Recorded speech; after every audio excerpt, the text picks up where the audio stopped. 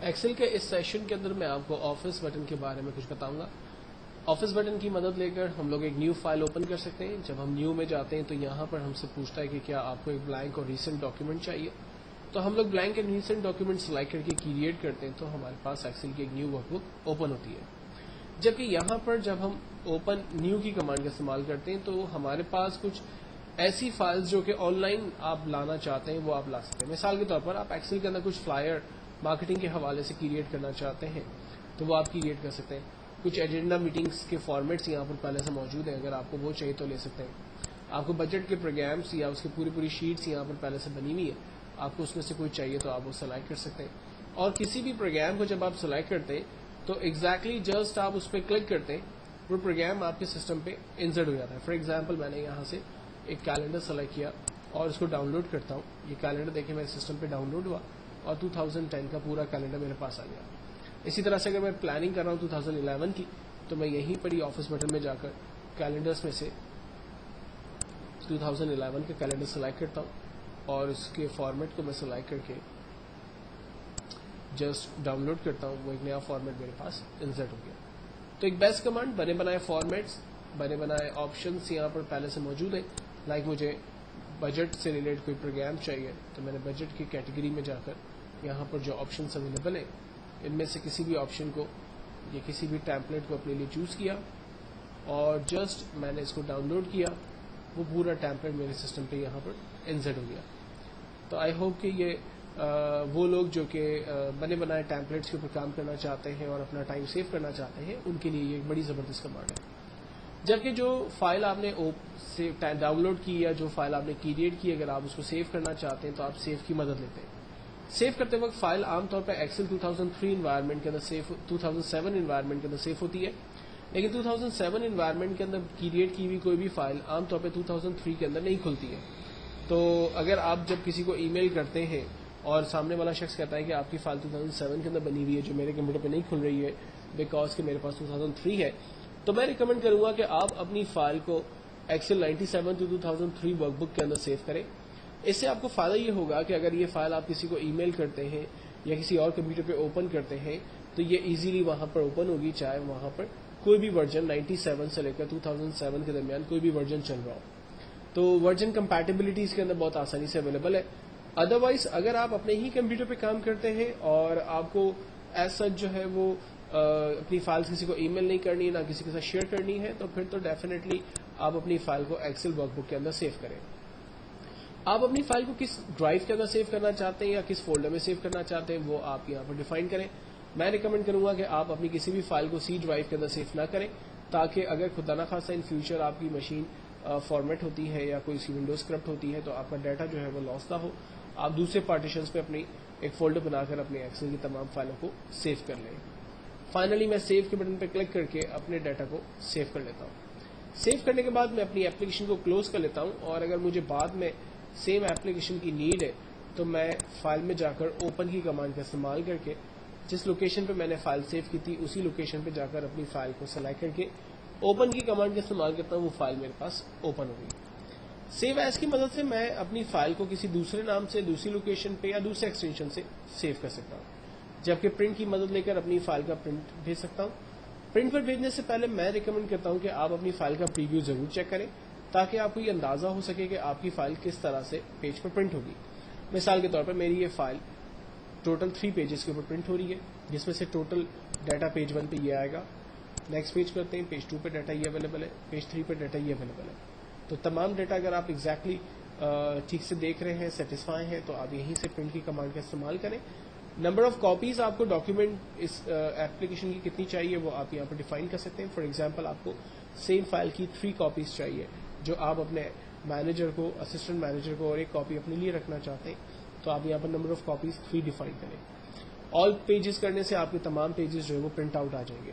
لیکن اگر آپ یہ چاہتے ہیں کہ آپ کا یہ سارا ڈیٹا پرنٹ ہونے کی جگہ صرف آپ کا ایگزیکٹلی اتنا ہی ڈیٹا پرنٹ ہو, تو آپ فائل میں جا کر پرنٹ کی کمانڈ کو استعمال کرتے وقت سلیکشن ایریا ڈیفائن کریں گے اور اس کو اوکے کریں گے.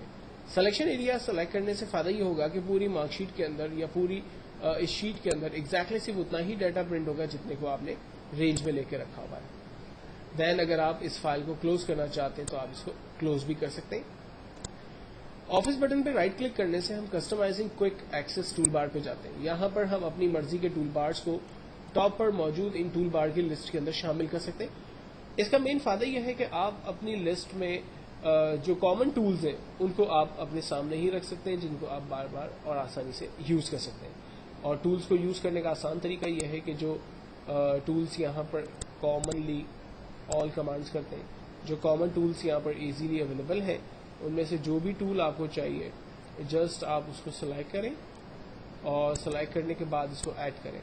وہ ٹول فائنلی جب آپ اوکے کریں گے تو یہ ٹول آپ کو یہاں ٹاپ پہ نظر آئے گا. اگر آپ اس ٹول کو ریموو کرنا چاہتے ہیں تو اسی آئیکن پر رائٹ کلک کریں اور کسٹمائز کوئک ایکسس ٹول بار پہ جائیں اور جو آئیکن آپ کو نہیں چاہیے اسے آپ ریموو کر دیں. اس طرح سے انوانٹیڈ آئیکانز جو ہے وہ آپ کے ریموو ہو جائیں گے.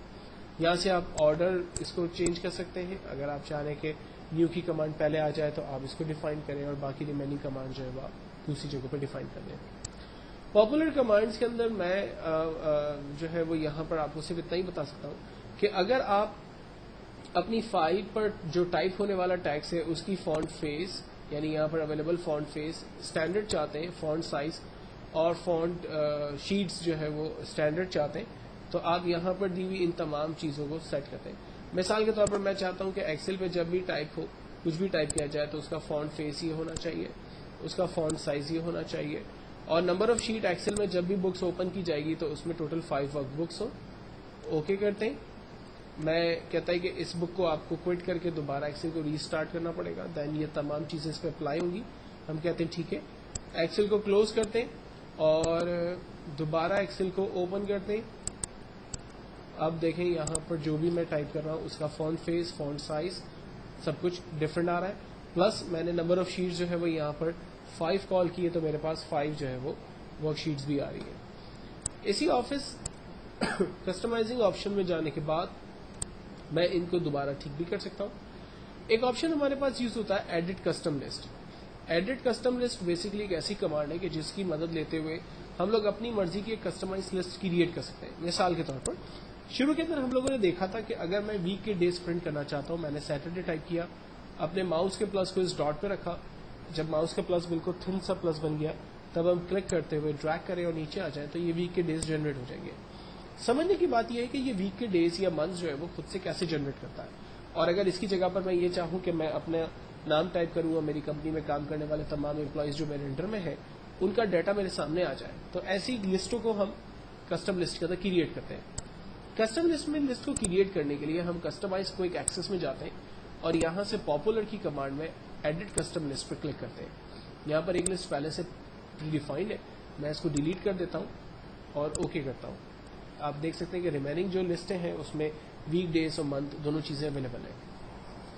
اپنی مرضی کی لسٹ کریٹ کرنے کے لیے یہاں پر لسٹ انٹریز میں جاتے ہیں اور فار ایگزامپل میں کہتا ہوں کہ جب میں علی کا نام لکھوں تو اس کے ساتھ تعلق رکھنے والے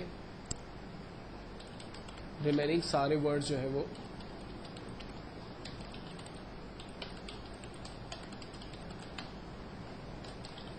سارے نام جو ہے وہ کریٹ ہو جائے. لسٹ کریٹ کرنے کے بعد ہم ایڈ کرتے ہیں, اوکے کرتے ہیں اور فائنلی اوکے کرتے ہیں. لسٹ میں موجود کوئی بھی ایک نام یہاں پر ٹائپ کریں اور اس کو ڈریگ کریں, آپ کی لسٹ دیکھیں یہاں پر کریٹ ہو گئی. تو کسٹم لسٹ ایک بیسٹ کمانڈ جس کی مدد لے کر آپ اپنی مرضی کی کوئی بھی لسٹ اس کے اندر ایڈ کر دیں اور ایز پر ریکوائرمنٹ آپ کو اس سے جتنی دفعہ اور جس ورک بک پہ اس کی ضرورت ہے آپ ان ناموں کو ڈریگ کریں, وہ لسٹ آپ کے پاس تیار ہو جائے گی. فارمولاز میں جانے کے بعد ہمارے پاس جو کالمز کے نام نظر آ رہے ہیں, میں چاہ رہا ہوں کہ وہ تمام نام 1 to 3 آرڈر میں آ جائیں. تو دیکھیں کالم کے نام 1 to 3 آرڈر میں آ گئے. اور اگر آپ چاہ رہے ہیں کہ یہ تمام نام دوبارہ ٹھیک ہو جائیں تو اسی فارمولاز میں جا کر R1C1 پہ کلک کرتے ہیں, تمام فارمولاز ہمارے ٹھیک ہو گئے. پروفنگ میں جا کر اکثر عام طور پہ ignore word in upper case دیا ہوتا ہے. جب ہم اسپیلنگ چیک کرواتے ہیں تو کمپیوٹر کسی بھی کیپٹل ورڈ کی اسپیلنگ مسٹیکس کو نہیں پکڑ رہا ہوتا ہے. تو اس کی ریزن یہ ہوتا ہے کہ یہاں پر چیک ہٹا ہوا ہوتا ہے ignore word in upper case, ہم اس کو چیک لگا دیتے ہیں ignore word in upper case, تو وہ ہر قسم کے اسپیلنگ چیکس جو چاہے وہ کیپٹل ہو وہ اسمال ہو ان تمام کو وہ پک کرے گا. سیو کی لوکیشن دی ہوئی ہے کہ عام طور پہ اگر آپ اپنی فائل کو سیو کرتے ہیں تو وہ کس لوکیشن پہ سیو ہوگی, سی مائی ڈاکیومنٹ سیٹنگ CDS اور مائی ڈاکیومنٹس کے فولڈر کے اندر یہ تمام فائلیں میری سیف ہوں گی. جبکہ ایڈوانس کے اندر آنے کے بعد ہمیں بتاتا ہے کہ جب بھی آپ انٹر پریس کریں گے تو آپ کا کرسر جو ہے وہ نیچے کی طرف جائے گا, اور آپ جو ہے وہ ڈیسیملس ویلیوز اگر ایڈ کرنا چاہتے ہیں تو 2 ڈیسیملس ویلیوز ہر ویلیو کے ساتھ ایڈ ہوتی رہیں گی. اگر آپ نمبر آف سیل کے اوپر کام کرنا چاہتے ہیں تو اتنے سیلز جو ہے وہ آپ انسرٹ کر سکتے ہیں, ایٹسٹرا ایٹسٹرا.